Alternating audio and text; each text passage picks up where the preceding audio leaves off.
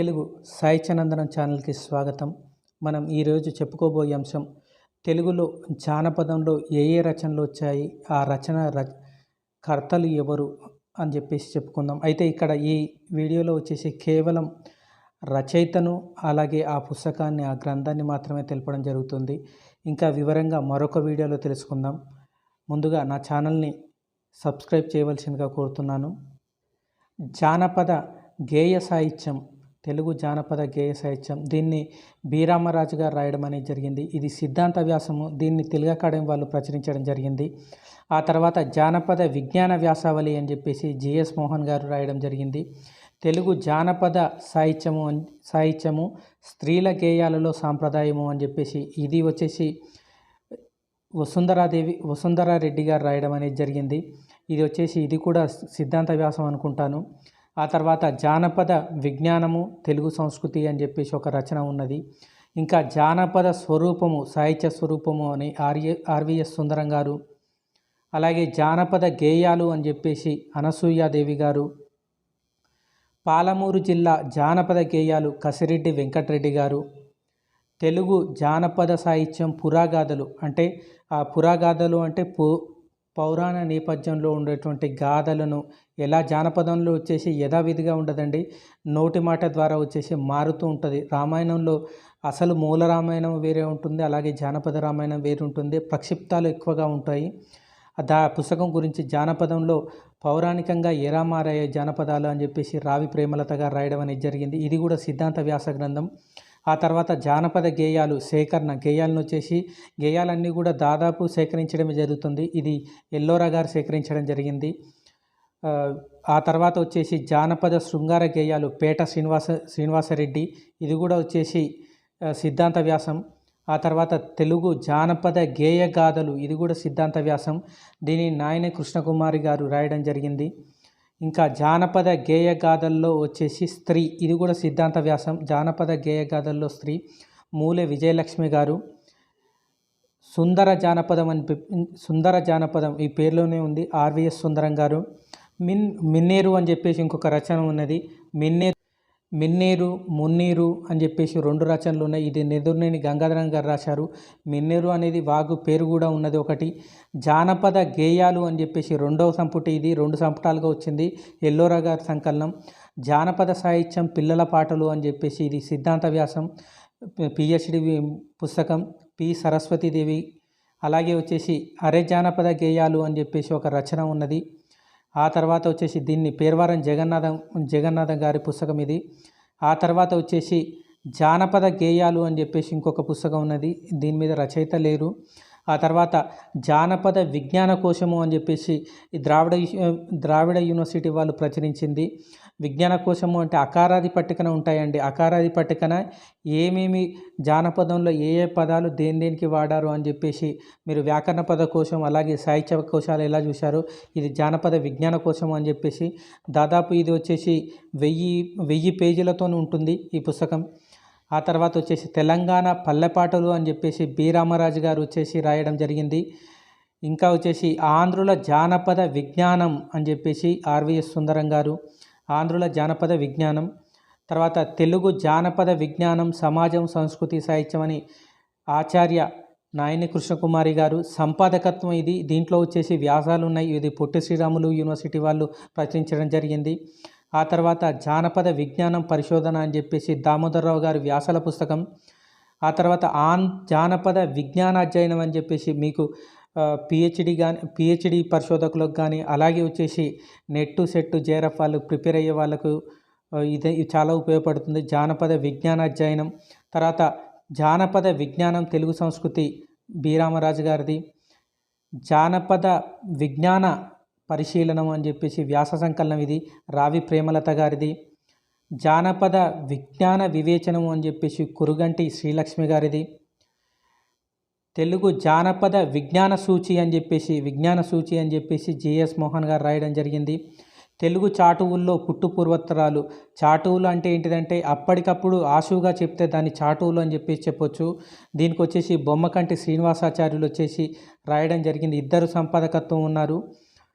పొట్టి శ్రీరాములు పుస్తకం. అలాగే వచ్చేసి ఇంకొకటి జాతీయాలు పుట్టు పూర్వోత్తరాలు మరియు సంస్కృత న్యాయాలు అని చెప్పేసి రెంటాల గోపాలకృష్ణ గారు రాసింది. ఈ పుస్తకం చాలా బాగుంటుంది. ఏ జాతీయం ఎందుకు వచ్చింది అని చెప్పేసి, ఉదాహరణకు వచ్చేసి నందోరాజ భవిష్యత్తు అని చెప్పేసి అంటారు, అంటే నందుడు భవిష్యత్తులో రాజు కావచ్చు అని చెప్పేసి ఉన్నది. దానికి ఈ జాతీయం రావడానికి వచ్చేసి చిన్న కథ ఉంటుంది. ఆ కథను వివరణతో సహా ఉన్నది ఈ పుస్తకం రెంటాల గోపాలకృష్ణ గారిది. ఆ తర్వాత జాతీయాల గురించి మరొక పుస్తకం వచ్చేసి బూదరాజు రాధాకృష్ణ గారి పుస్తకం. జాతీయాల గురించి వచ్చి వెంకటప్పయ్య గారు రాసినటువంటి పుస్తకం ఇది, వెలగ వెంకటప్పయ్య గారిది తెలుగు జాతీయాలు అని చెప్పేసి. సామెతల విషయానికి వస్తే తెలుగు సామెతలు సాంఘిక చరిత్ర అని చెప్పేసి సిద్ధాంత వ్యాసం పి సరళాదేవి గారు రచించినటువంటిది. ఆ తర్వాత వ్యవసాయ సామెతలు అని చెప్పేసి నెదుర్నూరి గంగాధరం గారు రాసినటువంటి పుస్తకం. ఇంకా పసిడి పలుకులు ఇది కూడా వచ్చేసి దాదాపు సామెతలకు సంబంధించిందే. ఇది నెదుర్నూరి గంగాధరం గారి పుస్తకం. పసిడి పలుకులు అని చెప్పేసి ఇంకోటి వెలగ వెంకటప్పయ్య గారు రాసింది. పొడుపు కథలపైన వచ్చే తెలుగులో పొడుపు కథలు అని చెప్పేసి తెలుగు పొడుపు కథలు అని ఇది సిద్ధాంత వ్యాసం ఆచార్య కసిరెడ్డి వెంకటరెడ్డి గారు రాసినటువంటిది. పొడుపు కథలు అనే మరొక పుస్తకం వెలగ వెంకటప్పయ్య గారిది. ఇంకా వచ్చేసి ఇది శ్రీపాద కృష్ణమూర్తి గారి పుస్తకాలు కూడా ఉన్నాయి. పల్లె పదాల్లో ప్రజాజీవనం అని చెప్పేసి ఎల్దండ రఘుమారెడ్డి గారిది. ఇది కూడా వచ్చేసి అధ్యయన పిహెచ్డి వాళ్ళకు, అలాగే వచ్చేసి నెట్ సెట్ జేఆర్ఎఫ్ వాళ్ళకి ఇది ఉపయోగపడుతుంది. ఎల్దండ రఘుమారెడ్డి గారిది. జానపద విజ్ఞాన పరిశీలన వ్యాస సంకలనం ఇంతకుముందుకు వచ్చింది రావి ప్రేమలత గారు. భాషా వ్యాసాలు అని చెప్పేసి ఎస్ గంగప్ప గారు రాయడం జరిగింది. భాషా వ్యాసాలు. నా భాషా వ్యాసాలు అని చెప్పేసి వెలిచాల కొండలరావు గారు రాయడం జరిగింది. భాషా చారిత్రక వ్యాసావళి అని చెప్పేసి తూమాటి దోనప్ప గారు రాసింది. తెలుగులో తిట్టు కవిత్వం అని చెప్పేసి ఆచార్య మలయవాసిని గారిది పుస్తకం ఇది. అయితే తిట్టు కవిత్వం అంటే ఏంటిది అనేది మరొక వీడియోలో చెప్తాను. ఒక్కొక్క కవి వచ్చేసి కోపంలో ఏదైనా తిట్టడం అనేది జరిగితే అది శాపంలాగా ఫలించడం అనేది జరుగుతుంది. దీన్నే తెలుగులో తిట్టు కవిత్వంగా ఉన్నది. ఆ తర్వాత ఈ పుస్తకం కూడా చాలా ఇంపార్టెంట్, తెలుగువారి జానపద కళారూపాలు అని చెప్పేసి మిక్కిలినేని రాధాకృష్ణ గారి పుస్తకం. తెలుగులో జానపద కళారూపాలని చిన్న పుస్తకం వచ్చిందండి. ఇది వచ్చేసి దామోదరరావు గారు రాసింది. ఈ పుస్తకం వచ్చేసి నీల్కమల్లో కానీ కోటిలో దొరుకుతుంది, చూడండి. ఆ తర్వాత తెలుగు జానపద కళ అని చెప్పేసి తాళ్ళ రమేష్ బాబు గారు రాసినటువంటి పుస్తకం. తెలుగు జానపద కళా సంపద అని ఇంతకుముందు చెప్పుకున్నాం, తూమాటి దోనప్ప గారి పుస్తకం. తెలంగాణ పల్లెపాటలు అని చెప్పేసి బి రామరాజు గారు సంకలనం చేసినటువంటి పుస్తకం ఇది. పండగలు పరమార్థాలు అని చెప్పేసి పండగల విషయానికి వస్తే పండగలు పరమార్థాలని నెదుర్మేరి గంగాధరం గారు రాసింది. అలాగే హిందువులు పండుగలని పి భాస్కర్ యోగి గారు రాసింది, పాలమూరు జిల్లా వ్యక్తి. పండుగలు పరమార్థాలు అని చెప్పేసి ఆంధ్ర శేషగిరి గారు రాసింది. హిందువులు పండుగలు అని చెప్పేసి సురవరం ప్రతాప్ రెడ్డి గారు రాసింది. హిందువులు పండుగలు సురవరం ప్రతాప్ రెడ్డి గారు రాసింది. ఇది ఈ మధ్యలో వచ్చేసి తెలంగాణ అకాడమీ వాళ్ళు వచ్చేసి ప్రచురించడం జరిగింది, తెలంగాణ సాహిత్య అకాడమీ వాళ్ళు. ఇక ఒకసారి వచ్చేసి ఏమేమి ఉన్నాయని చెప్పేసి చూడండి. జానపద విజ్ఞానం పరిశీలన అని చెప్పేసి రావి ప్రేమలత గారు. జానపద విజ్ఞానంపై శైవమత ప్రభావం అని చెప్పేసి రావి ప్రేమలత గారే రాయడం జరిగింది. జానపద చారిత్రక గేయాలు అని చెప్పేసి జయదేవ్ తిరుమలరావు గారు. జానపద గోపురం అని చెప్పేసి నలిమెల్ల భాస్కర్ గారు. జానపద ప్రదర్శన కళలు వృత్తి పురాణాలు అని చెప్పేసి నన్మాస స్వామి గారు. వృత్తి పురాణాలు అనగానే ఖచ్చితంగా వచ్చేసి నన్మాస స్వామి గారే ఉంటారండి. తర్వాత వచ్చేసి జానపద సాహిత్యం అలంకార విధానం అని చెప్పేసి గూడూరి సీతారాం. జానపద సాహిత్యం శారదా కళలు అని చెప్పేసి ఇది సంకలనం గంటా జలంధర్ రెడ్డి. తెలుగు జానపద గేయ సాహిత్యం బి రామరాజు. జానపద గేయగాథలు నాయన కృష్ణకుమారి. కథా గేయాలు కూడా చూడండి, తెలుగు జానపద గేయగాథలు అలాగే కథా గేయాలు రెండింటిని కూడా నాయన కృష్ణకుమార్ గారే రాయడం జరిగింది. నాయన కృష్ణకుమార్ గారిదే మరొక పుస్తకం వచ్చేసి తెలుగు జానపద విజ్ఞానము అని చెప్పేసి ఒక పుస్తకం ఉన్నది. ఆ తర్వాత తెలుగు జానపద కథలు అని చెప్పేసి పేరట్ల శివరామకృష్ణ రాయడం జరిగింది. ఆధునిక యుగంలో జానపద సాహిత్యం అని చెప్పేసి దేవరాజు మహారాజు గారు పుస్తకం. తెలుగు జానపద సాహిత్యం స్త్రీల గేయాల్లో సాంప్రదాయం ఇంతకుముందు చెప్పుకుందాం, సి వసుంధర గారు. తెలుగునాట పేరాంటాళ్ళు అని చెప్పేసి వి సుకన్య గారి పుస్తకం. గిరిజన ప్రదర్శన కళలు కథా సాహిత్యం అని నన్మాస స్వామి గారి పుస్తకం. ఇక రచనలు ఎట్లా గుర్తుపెట్టుకోవాలని కొన్ని ఎగ్జాంపుల్గా చూపించాను చూడండి.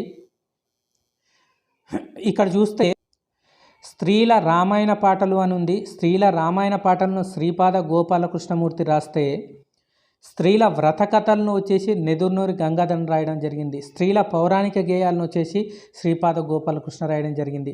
స్త్రీల రామాయణ పాటలు, స్త్రీల వ్రత కథలు, స్త్రీల పౌరాణిక గేయాలు. అలాగే హిందువుల పండుగలు అని ఒక పుస్తకం ఉంది, పండుగలు పరమార్థాలను ఉంది. హిందువుల పండుగలు అని చెప్పేసి మాడపాటి హనుమంతరావు గారి పుస్తకం ఉంది. అలాగే సురవరం ప్రతాప్ రెడ్డి గారి పుస్తకం కూడా ఉన్నది. పండుగలు పరమార్థాలు అని చెప్పేసి నెదురునూరి గంగాధరం పుస్తకం ఉన్నది. ఇక బిరుదులు చూస్తే జానపద వాన్మయోద్ధారకుడు అని చెప్పేసి నెదురునూరి గంగాధరాన్ని అంటారు. జానపద బ్రహ్మ అని చెప్పేసి బి రామరాజు గారిని అనడం జరుగుతుంది. ఇక్కడ వచ్చేసి తెలంగాణ పల్లపాటలు అని చెప్పేసి తెలంగాణ పల్లపాటలను ఇద్దరు రాయడం జరిగింది. విడివిడిగా ఇద్దరు రాశారు. ఒకటి బి రామరాజు గారు అయితే, రెండవది వచ్చేసి కండవల్లి లక్ష్మీరంజనం. ఆ తర్వాత కపిల పాటలు అని చెప్పేసి ఉన్నాయి, రాయలసీమ పాటలు ఇవి. వీటిని ఇద్దరు సేకరించారు. ఒకటి బోయలు అయితే, రెండోది తూమాటి దోనప్ప. ఇక జాజిరి పాటలు అని చెప్పేసి చిన్నపిల్లలు పాడేవి జాజిరి పాటలు.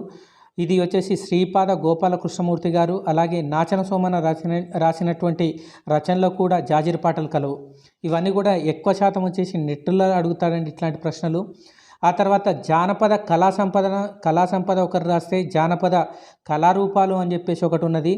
ఇక్కడ చూస్తే జానపద కళా సంపద అని చెప్పేసి తూమాటి దోనప్ప గ్రంథంగా రాస్తే, జానపద కళా సంపద అని చెప్పేసి నాయని కృష్ణకుమారి గారు వచ్చేసి వ్యాసాలుగా రాయడం అనేది జరిగింది. అలాగే జానపద కళారూపాలు మిక్కిలినేని రాధాకృష్ణ గారు. జానపద తిట్లు అని చెప్పేసి జిఎస్ మోహన్ గారు రాస్తే, తెలుగులో తిట్టు కవిత్వం అని ఇంతకుముందు ఒక పుస్తకం వచ్చింది, తెలుగులో తిట్టు కవిత్వం అని. చూద్దాం. తెలుగులో తిట్టు కవిత్వం అని చెప్పేసి మలైవాసిని గారు రాయడం జరిగింది. అలాగే వచ్చేసి తెలుగులో తిట్టు కవిత్వం రావూరి దొరస్వామి శర్మ గారు, తూమాటి దోనప్ప ఇద్దరు రాయడం జరిగింది. జానపద తిట్లు అని చెప్పేసి జిఎస్ మోహన్ గారు. ఇక తెలుగు బాయిలెడ్ పోయట్రీ అని చెప్పేసి జేఎల్ బోయల్ గారు రాయడం జరిగింది. భాషా చారిత్రక వ్యాసావళిని తూమాటి దోనప్ప విడిగా రాశారు. అలాగే నాయని కృష్ణకుమారి గారు విడిగా రాశారు. తెలుగు భాషా వ్యాసాలు అని చెప్పేసి జిఎస్ మోహన్ రాస్తే, తెలుగు విజ్ఞాన వ్యాసావళి అని చెప్పేసి కూడా ఇద్దరు, తెలుగు భాషా వ్యాసాలు, తెలుగు జానపద వ్యాసావళి రెండింటిని జిఎస్ మోహన్ రాస్తే, జానపద గేయ వ్యాసావళి అని చెప్పేసి గేయ వాన్మయ వ్యాసావళి అని నెదురునూరి గంగాధరన్ రాశారు. ఆల్చిప్పలు అని ముత్యాలు అని చెప్పేసి సంకలనం ఉన్నది. ఇది తంగిరాల ఆర్వీఎస్, అలాగే రాళ్ళపల్లి అశ్వత్థ నారాయణ అని చెప్పేసి. ఇక పల్లె పదాలు అని చెప్పేసి పల్లె పాటలు అని, పల్లె పదాల్లో ప్రజాజీవనం అని చెప్పేసి ఉన్నాయి 3 రచనలు. దీంట్లో చూస్తే ఎల్దండ రఘుమారెడ్డి పల్లె పదాల్లో ప్రజాజీవనం అని చెప్పేసి రాయడం జరిగింది. పల్లె పదాలు అని శ్రీపాద గోపాలకృష్ణ, పల్లె పాటలు అని చెప్పేసి ప్రయోగ నరసింహకవి. ఇవన్నీ కూడా నెట్లు అడుగుతాడు కాబట్టి ఇంపార్టెంట్వే చెప్తున్నాను. ఆ తర్వాత పొడుపు కథలను వచ్చేసి ఇద్దరు ఉన్నారండి. తంగిరాల సుబ్బారావు గారు ఒకరు, కసిరెడ్డి ఇద్దరు కూడా పొడుపు కథల మీద పరిశోధన చేయడం జరిగింది, పుస్తకాలు వెలువరించడం. తెలుగు సామెతల మీద 3 ఉన్నారు, బి రామరాజు గారు, నాయని కృష్ణకుమారి గారు, చిలుకూరి నారాయణరావు గారు. అలాగే పసిడి పలుకుడు సామెతల విషయానికి వస్తే పసిడి పలుకులు అలాగే వ్యవసాయ సామెతలు 2 సామెతలే నెదురునూరి గంగాధరన్ రాస్తే, గిరిజన సామెతలు అని మురళీకృష్ణ గారు రాయడం అనేది జరిగింది. ఇక జాతీయాల్లో ఇంతకుముందు చెప్పుకున్నాం, తెలుగు జాతీయాలు అని చెప్పేసి ఇంతకుముందుకు చెప్పుకున్నటువంటి జాతీయాల మీద వచ్చేసి రెంటాల గోపాలకృష్ణ అలాగే భూతరాజు ఇద్దరు పుస్తకాలు వెలువరిచారు. వారితో పాటుగా తెలుగు జాతీయాలు అని చెప్పేసి ముసునూరు వెంకటశాస్త్రి గారు కూడా పుస్తకాలు తీశారు. ఇక యాత్రా చరిత్రకు, ఇది యాత్రా చరిత్ర దీనికి సంబంధం లేదు కానీ ఒకసారి చూడండి. కాశీ యాత్ర చరిత్ర, రామేశ్వర యాత్ర చరిత్ర, కాశీ రామేశ్వర మజిలీ యాత్ర చరిత్ర, కాశీ మజిలీ కథలు అని చెప్పేసి ఉన్నాయి. కాశీ యాత్ర చరిత్రను ఏనుగుల వీరస్వామి రాస్తే, రామేశ్వర యాత్ర చరిత్రను వెన్నెలకంటి సుబ్బారావు గారు రాయడం జరిగింది. కాశీ రామేశ్వరం రెండింటిని కలిపి రాసింది వచ్చేసి మధిర శ్రీరామ్మూర్తి. ఓన్లీ కాశీ మజిలీ కథలను వచ్చేసి మధిర సుబ్బన్న రాయడం జరిగింది.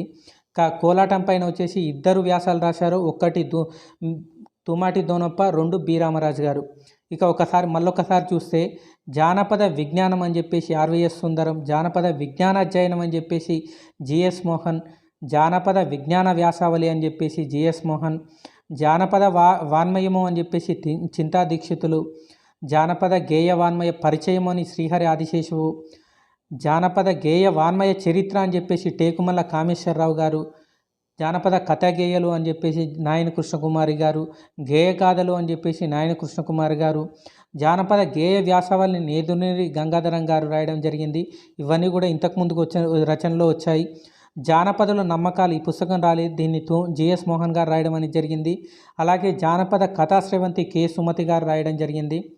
ఇంకా చూస్తే విశ్వవిద్యాలయాల్లో వచ్చినటువంటి పరిశోధన పుస్తకాలు చూస్తే తెలుగులో వచ్చేసి జానపద సాహిత్యం మీద మొట్టమొదటి పరిశోధన జరిగింది వచ్చేసి బి రామరాజు గారు రాయడం జరిగింది. తెలుగు జానపద గేయ సాహిత్యము అని చెప్పేసి ఇది ఎప్పుడు కూడా సీరియల్గా రావడం అనేది జరుగుతుంది.